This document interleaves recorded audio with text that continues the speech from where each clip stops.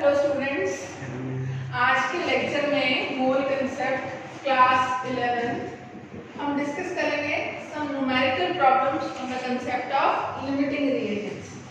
Limiting reagent क्या होता है हमने पिछली वीडियो में देखा था। Limiting reagent is the reagent जो रिएक्शन के दौरान सबसे पहले कंज्यूम हो जाता है, खत्म हो जाता है रिएक्शन के दौरान, वो लिमिटिंग रिएजेंट होता है। दूसरी बात, लिमिटिंग रिएजेंट का कंसेप्ट कब लगता है? जब given reactants given stoichiometric mole ratio में प्रेजेंट ना हो, तब दोनों में से कोई एक रिएक्टेंट लिमिटिंग हो जाता है और दूसरा एक्सेस हो जाता है। तीसरी बात, डिटरमिनेशन कैसे करते थे लिमिटिंग रिएजेंट का? जो भी गिवन मोल्स है उसको उस रिएक्टेंट की स्टोइकियोमेट्री से डिवाइड कर देते थे और डिवाइड करने पर जो नंबर लीस्ट आता था वही उस स्पीशीज का या वही उस रिएक्शन के लिए क्या होता था? Limiting reagent. ठीक है, तो आज वही प्रॉब्लम्स हम शुरू करेंगे। क्वेश्चन देखते हैं सबसे पहले। Question says dinitrogen and dihydrogen react with each other, है ना। डाइनाइट्रोजन और डाइहाइड्रोजन आपस में रिएक्ट करती है, react with each other to produce ammonia, और अमोनिया प्रोड्यूस करती है according to the following equation. So question says N2 reacts with H2. Dinitrogen reacts with dihydrogen to produce a gas ammonia. Reaction को balance करने के लिए stoichiometric coefficients 3 and 2 hydrogen और ammonia के आगे हमने लगाया। The first part of the question says calculate the mass of ammonia produced if 2 into 10⁻³ gram of dinitrogen reacts with 1 into 10⁻³ gram of dihydrogen. तो क्वेश्चन को आंसर करने के लिए सबसे पहले हम रिएक्शन दोबारा बना लेते हैं। N2 plus 3H2 gives 2N. This is the reaction given to us. So according to reaction क्या हो रहा है? 1 mole of nitrogen is reacting with 3 moles of hydrogen. 1 mole of nitrogen is reacting with 3 mole of hydrogen to produce 2 mole of ammonia, है ना। This is the reaction stoichiometry says 1 mole nitrogen 3 mole hydrogen के साथ react करके 2 मोल ammonia produce करेगा। तो मतलब nitrogen और hydrogen का जो स्टोइकियोमेट्रिक रेशियो टू रिएक्ट है वो है 1:3। इस स्टोइकियोमेट्रिक रेशियो में ये रिएक्ट करेगा। अब गिवन क्या है? गिवन देख लेते हैं। मास ऑफ N2 कितना गिवन है? 2 into 10⁻³ तो मोल्स ऑफ N2 कितने गिवन होंगे बेटे? Moles of N2 would be 2 into 10⁻³ by 28. 28 is the molar mass of nitrogen। और मोल्स ऑफ हाइड्रोजन कितने हो जाएंगे? 1 into 10⁻³ by 2। ये हो जाएगा 1/14 into 10⁻³ और ये हो जाएगा 1/2 into 10⁻³।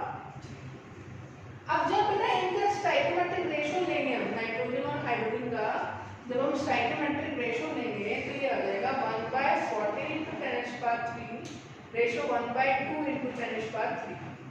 तो ये आ जाएगा 2:40 1:7। और होता किस रेशियो में? 1:3 के रेशियो में रिएक्ट होना चाहिए। रेशियो आ कितना रहा है? 1:7। इट मींस डेफिनेटली यहाँ कंसेप्ट लगेगा लिमिटिंग और एक्सेस का। ठीक है, अब मैंने आपको बताया था लिमिटिंग और एक्सेस रिएजेंट डिटरमाइन करने के लिए आपने क्या करना है? मोल्स को उनकी स्टोइकियोमेट्री से डिवाइड कर देना। जैसे इसकी स्टोइकियोमेट्री तो 1 ही है तो ये रह जाएगा। अब हाइड्रोजन की स्टोइकियोमेट्री क्या है? 3, तो 0.5 into 10⁻³ by 3। This is 1/6 into 10⁻³। This is 1/6 into 10⁻³। This is 1/14 into 10⁻³। So definitely this number is lesser. तो N2 is limiting reagent। ठीक है, तो सबसे पहले तो मास कैलकुलेट करना था, वो मास कैलकुलेट कर लेते हैं। तो हमको ये पता लग गया 10⁻³ by 40, है ना। 10⁻³ जो मोल्स है नाइट्रोजन के, है ना। इधर देखते हैं बच्चों, ये लिमिटिंग रिएजेंट है तो ये सारा कंज्यूम हो रहा है, मतलब 10⁻³ मोल्स कंप्लीटली कंज्यूम हो रहे हैं। अब जितना नाइट्रोजन कंज्यूम होगा अमोनिया उसका डबल बनेगा, तो अमोनिया कितना बनेगा, double of 10⁻³ that is 10⁻³ moles ammonia बनेगा। आप सबको पता है अमोनिया का मोलर मास कितना होगा, नाइट्रोजन का मास 14, एक हाइड्रोजन का मास 1, 3 का 3, दिस इज 17, तो ये बनेगा 10 times 3/7 into 17 grams of ammonia. ठीक है, तो ये जो क्वेश्चन पूछा है calculate the mass of ammonia form, तो इसका आंसर आ जाएगा 17/7 into 10⁻³ ग्राम्स। इसको आप सॉल्व करेंगे तो ये आ जाएगा almost 2.4 something into 10⁻³ grams, right? Second part says, will any of the two reactants remain unreacted? Yes, hydrogen, है ना? Yes, hydrogen remains unreacted क्योंकि नाइट्रोजन कैसा रिएजेंट बन गया हमारा, लिमिटिंग रिएजेंट, और हाइड्रोजन कैसा रिएजेंट बन गया है, एक्सेस रिएजेंट, है ना। अब कितना है ये भी देख लेते हैं। N2 + 3H2 दे रहा था 2NH2। आपके पास N2 के जो मोल्स थे वो कितने थे, 10⁻³ और हाइड्रोजन के जो मोल्स थे वो कितने थे, 10⁻³। ठीक है, रिएक्ट कितना कर रहा है, तो सारा रिएक्ट कर रहा है 10⁻³/14, ये 0 हो रहा है, इसलिए ये कैसा रिएजेंट है, लिमिटिंग रिएजेंट। जबकि ये इस हाइड्रोजन जो है वो इसका 3 टाइम्स रिएक्ट कर रहा है, मतलब 3 टाइम्स 10⁻³/14, राइट, 3 टाइम्स 10⁻³/14। तो ये कितना रिएक्ट करेगा, इतना रिएक्ट करेगा। If yes, which one, hydrogen, and what would be its mass, this is the moles, mass निकालने के लिए we will just multiply it by 2, है ना। तो mass of hydrogen reacted किसके बराबर हो जाएगा, 3 into 10⁻³ into 2 grams, ये हो जाएगा 3/7 into 10⁻³ grams। 3/7 कितना हो जाएगा, it would be 0.42 into 10⁻³, right? So this is our answer to this question। तो इस क्वेश्चन में हमसे ये पूछा था पहले पार्ट में कि अमोनिया का मास कितना बनेगा, तो हमने बता दिया अमोनिया इतना बनेगा।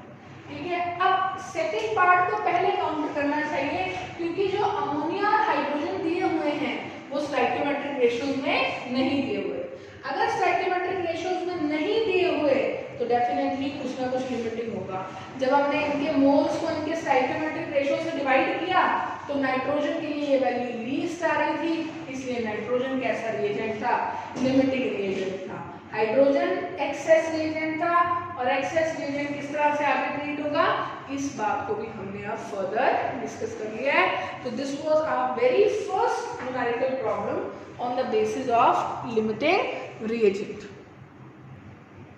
यस बेटा, the next problem is from NCERT and the problem says calculate the amount of CO2 that could be produced. Calculate the amount of CO2 that could be produced when.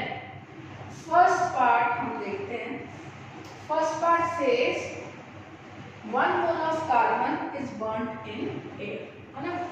Reactants है आपके carbon, और air में से जो part carbon के साथ react करेगा that is oxygen. अब जब एयर की बात कर दी तो मतलब एक्सेस में है ऑक्सीजन, ऑक्सीजन जितनी रिक्वायर्ड है उतनी सफिशिएंट है, हमें मिल जाएगी। Calculate the amount of CO2 that could be produced when 1 mole of carbon is burned in air. Air का आपको पता है ऑक्सीजन में रिएक्ट करेगा, तो हम पहले ये बना लेते हैं। This is carbon, carbon solid react करेगा किसके साथ, ऑक्सीजन गैस के साथ, राइट। कार्बन सॉलिड रिएक्ट करेगा ऑक्सीजन गैस के साथ और प्रोड्यूस क्या करेगा, carbon dioxide gases. Carbon solid will react with CO2 to form O2 to form CO2. The reaction is balanced, as you can see, reaction is perfectly balanced. According to reaction, 1 mole of carbon will be reacting with 1 mole of oxygen to produce 1 mole of carbon dioxide. ठीक है, आप 1 mole carbon को combust करवा रहे हो required amount of oxygen के साथ, है ना।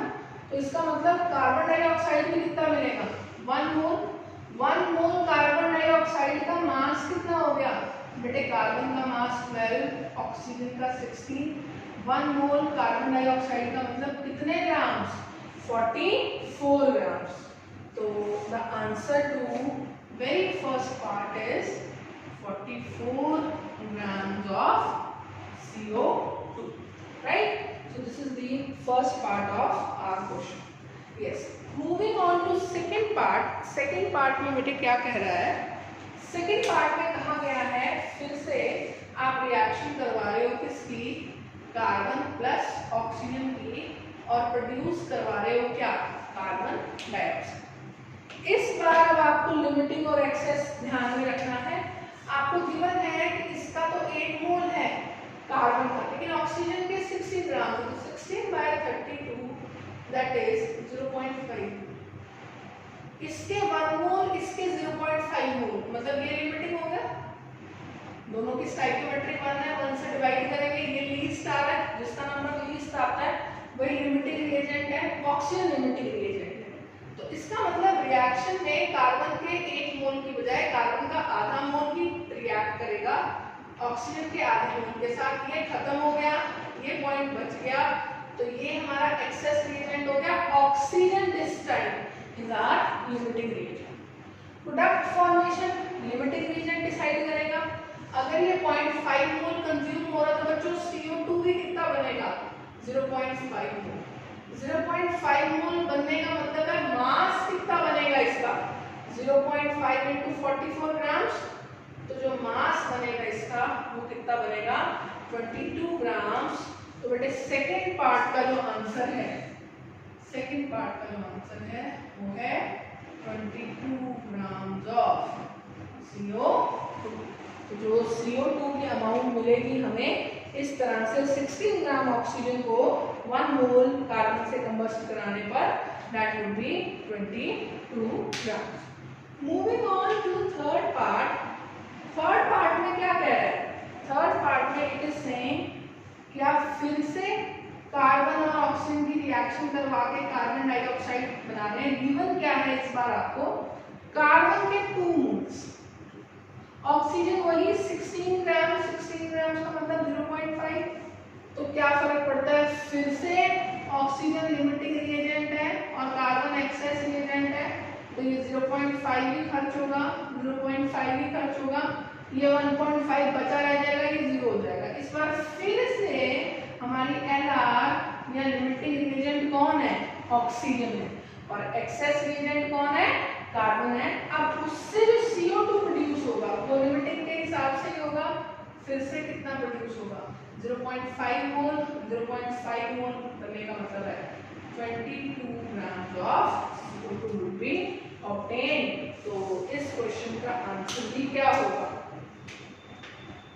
थर्ड पार्ट का आंसर भी क्या होगा, 22 grams of CO2, right? So this was the NCERT based problem on the topic limiting reagent. हाँ जी बेटा, moving on to the next problem. In a reaction A plus B2 giving AB2, identify the limiting reagents if any in the following mixtures. ये बेटा 5 composition हमें दी हुई है। इन 5 compositions के according हमने बताना है कि इन पांचों में से किसी भी केस में लिमिटिंग रिएजेंट बच रहा है या कोई नहीं बच रहा। तो कंसेप्ट फिर से सेम है, अगर दोनों रिएक्टेंट्स स्टोइकियोमेट्रिक रेशियोज में दिए हुए हैं तब तो लिमिटिंग रिएजेंट नहीं बचेगा कोई भी, और अगर स्टोइकियोमेट्रिक रेशियोज में नहीं दिए हुए हैं तो डेफिनेटली कोई ना कोई एक रिएक्टेंट लिमिटिंग होगा। तो हम देखते हैं फर्स्ट पार्ट में। फर्स्ट पार्ट के लिए हम रिएक्शन को दोबारा से लिखते हैं, A plus B2 is forming AB2, right? A plus B2 is forming AB2। अब A के 300 एटम्स हैं, मतलब A के 300 एटम्स हैं और B के 200 मॉलिक्यूल्स, ठीक है। अब आपको पता है ये मोलर रेशियो भी होता है और स्टोइकियोमेट्रिक रेशियो भी होता है, तो अकॉर्डिंग टू रिएक्शन में कह सकती हूँ 1 atom of A will react with 1 molecule of B।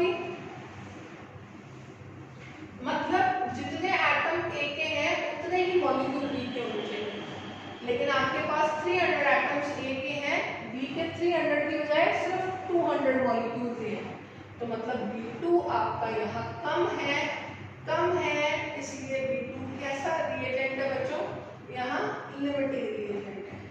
तो रिएक्शन होगी कैसे, फिर से देखते हैं। A plus B2 is forming AB2।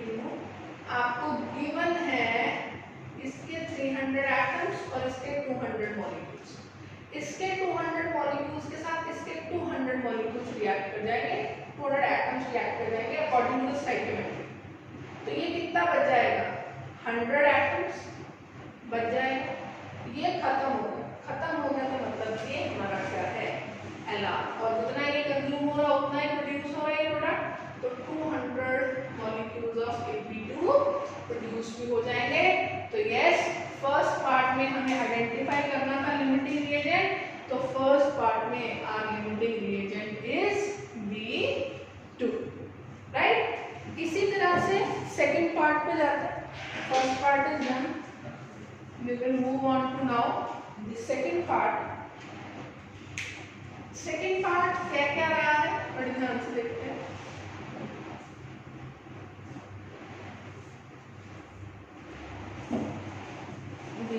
Second part क्या कह रहा है, सेकंड पार्ट कह रहा है A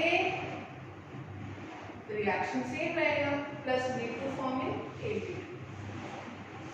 दिस टाइम गिवन क्या है, given moles of A, given moles of A कितने हैं, 2।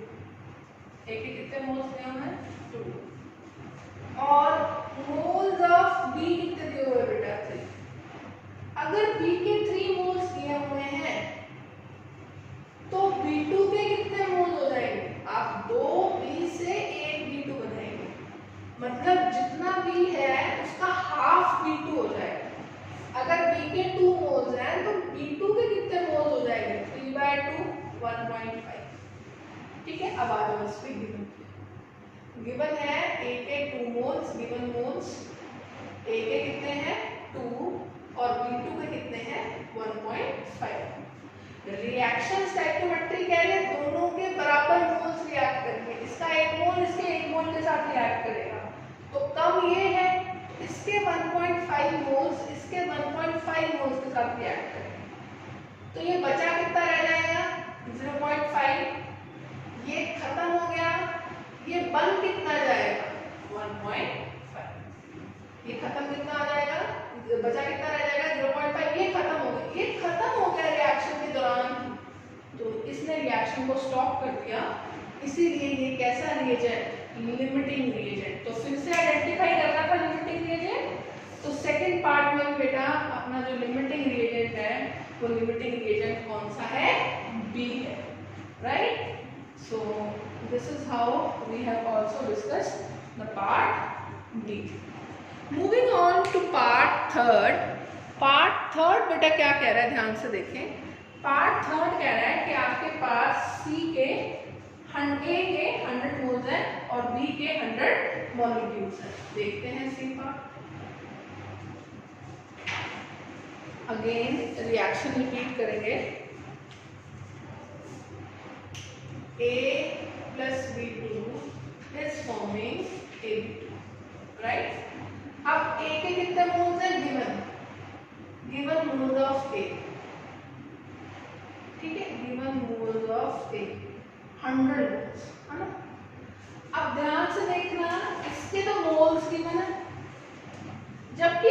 मॉलिक्यूल्स गिवन है, मॉलिक्यूल्स से मोल्स निकालने के लिए आप इसको डिवाइड कर दोगे बेटा किससे, एवोगाड्रोस नंबर से। तो A के अगर 100 मोल्स है तो B2 के कितने मोल्स है, B2 के मोल्स है 100 by 6.022 into 10⁻23। तो ऑब्वियसली ये बहुत कम है, 1:1 के रेशो में होना चाहिए। ये कहाँ कितना है, 1 by 6.022 into 10⁻21 और ये कितना है 10⁻2। तो ऑब्वियसली B2 बहुत कम है, तो यहाँ पर B2 हमारा क्या है बेटे, लिमिटिंग रिएजेंट। यहाँ गलती क्या हो सकती थी, ये 100 और ये 100, हम कहते हैं 100 स्टोइकियोमेट्री 1 है, बराबर खर्च हो जाते, कोई लिमिटिंग रिएजेंट नहीं बचता।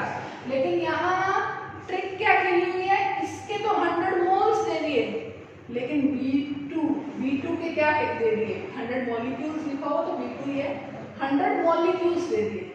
इधर क्या किया, 100 मोल्स, इधर 100 मॉलिक्यूल्स। हम हमेशा मोल्स को मोल्स से कंपेयर करेंगे, तो उस वजह से B2 के मॉलिक्यूल्स को मोल्स में बदलना जरूरी था। तो इसमें भी अगेन जो लिमिटिंग रिएजेंट है वो फिर से कौन सा है, B, राइट। नेक्स्ट पार्ट पे आते हैं, D पार्ट। D पार्ट फिर से रिएक्शन लिखेंगे, A plus B2 is forming AB2। अब दोबारा देखो, गिवन मोल्स की बात करते हैं। गिवन मोल्स की बात करें तो बेटा A के कितने मोल्स दिए हैं, A के कितने मोल्स दिए हैं, 5। गिवन मोल्स की बात करें, A के मोल्स दिए हुए हैं 5, B के 5 मोल्स दिए हुए हैं, तो B2 कितना दिया हुआ है 2.5, मैंने पहले बताया था हाफ हो जाएगा। अब 1 के साथ 1 रिएक्ट कर रहा है, फिर से B2 2.5, 0, 5 में से 2.5, ये 2.5। तो आपको दिख रहा है इस बार फिर से जो लिमिटिंग रिएजेंट निकल के आ रहा है वो हमारा लिमिटिंग रिएजेंट कौन सा निकल के आ रहा है, B। तो पार्ट भी done. Yes, last part same limiting reagent identify करने की सीरीज में लास्ट पार्ट देखें, इससे हम रिएक्शन लिखते हैं। Again the reaction says same, A plus B2 is forming AB. A plus B2 is forming AB. Now see, given moles, A के कितने बेटा 2.5, given moles of A 2.5, given moles of B के 5 moles given है, B2 के 5/2 2.5, तो बराबर given है 2.5 minus 2.5, ये 0 ये 0 दोनों ही कंज्यूम हो रहे हैं। तो हम कह सकते हैं in this case there is no limiting reagent, कोई भी लिमिटिंग रिएजेंट नहीं है। ऐसे नहीं कहना दोनों ही लिमिटिंग है, लिमिटिंग रिएजेंट का कंसेप्ट ही नहीं आया, क्योंकि दोनों ही रिएक्टेंट्स बराबर स्टोइकियोमेट्रिक रेशियोज में दिए हुए थे और उसी के अकॉर्डिंग उन्होंने रिएक्ट किया। अगर हम E पार्ट में कहें तो E पार्ट में हम कह सकते हैं in this E part there is no limiting reagent, both the reactants are given in required stoichiometric ratios. So on moving on to next problem, हाँ जी बेटा, moving on to our next problem, the question says how much mass of MgS can be obtained. ठीक है, कितना MgS मिल सकता है, this is asked from 2 grams of magnesium and 2 grams of sulfur by the reaction। Reaction हमें दी हुई है, reactants के अमाउंट देके प्रोडक्ट की अमाउंट पूछ रखी है, साथ ही पूछ रखा है कि which is the limiting reagent, है ना, इसमें से कौन सा रिएजेंट जो है वो लिमिटिंग रिएजेंट होगा। और हमें ये भी बतानी है कि जो अनरिएक्टेड रिएजेंट है ना, जो रिएजेंट एक्सेस रिएजेंट है उसकी कितनी अमाउंट जो है वो अनरिएक्टेड रह रही है। ठीक है, तो फिर से हम हमारी इक्वेशन को टारगेट करते हैं, टारगेट इक्वेशन इज दिस। ठीक है, सबसे पहले देखते हैं गिवन मोल्स, दो रिएक्टेंट हैं, दोनों के मोल्स देखेंगे तो मैग्नीशियम के भी देख लेते हैं और सल्फर के भी, दोनों के 2-2 ग्राम दिए हुए हैं। तो इसका molar mass is 24, 2/24, and sulphur का मोलर मास इज 2/32। तो 2/24 is 0.083 and 2/32 is 0.0625, right? 0.0625. This is the moles of sulfur. अब देखो दोनों की स्टोइकियोमेट्री 1-1 है, किसके मोल्स कम है? सल्फर के मोल्स कम है, तो sulphur would be the limiting reaction. तो इस रिएक्शन के दौरान out of magnesium and sulphur सबसे पहले जो रिएक्टेंट कंज्यूम होगा दैट वुड बी सल्फर। ठीक है, दोबारा एक रीराइट करते हैं। Magnesium solid plus sulphur solid is forming magnesium sulphide solid. Given क्या क्या है फिर से देखते हैं। गिवन है given mole actually 0.083 magnesium, 0.0625 sulphur. Limiting reagent sulphur तो ये होगा 0.083 माइनस 0.0625, तो ये बच कितना गया 0.0205। ये तो है ही limiting, it will get completely consumed, minus 0.0625, this would be 0। तो this is the answer to our second 2 parts, limiting reagent sulfur and amount of magnesium reacted this much, unreacted this much moles, और अगर grams में चाहिए तो multiplied by 12 grams, right? So this is the amount of magnesium which is unreacted. Now the question is what about the amount of magnesium sulfide formed? तो सबसे पहले देखते हैं कि इसके मोल्स कितने बन रहे हैं। रिएक्शन स्टोइकियोमेट्री 1-1 है, तो इसके भी इतने ही मोल्स बन रहे हैं 0.0625। ठीक है, अब mass of magnesium sulphide form, mass of magnesium sulphide form that would B moles into molar mass. Moles of magnesium sulphide form 0.0625 into mass of magnesium sulphide 24 plus 32, right? This is 56, so multiplied by 56 grams. तो the mass of magnesium sulfide आपने देखा हम कैसे निकाल सकते हैं। moles of magnesium sulfide formed multiplied by its molar mass, so it is 0.0625 multiplied by 56, which comes out to be approximately 3.5 grams। तो जो मैग्नीशियम सल्फाइड बन रहा है वो कितना बन रहा है 3.5 ग्राम्स बन रहा है। तो अगेन बेटा सेम प्रॉब्लम्स, रिएक्टेंट्स दिए गए हैं, रिएक्टेंट्स और स्टोइकियोमेट्रिक रेशियोज में नहीं दिए होंगे, तो डेफिनेटली एक रिएक्टेंट जो है वो लिमिटिंग होगा और दूसरा रिएक्टेंट है जो वो एक्सेस में होगा।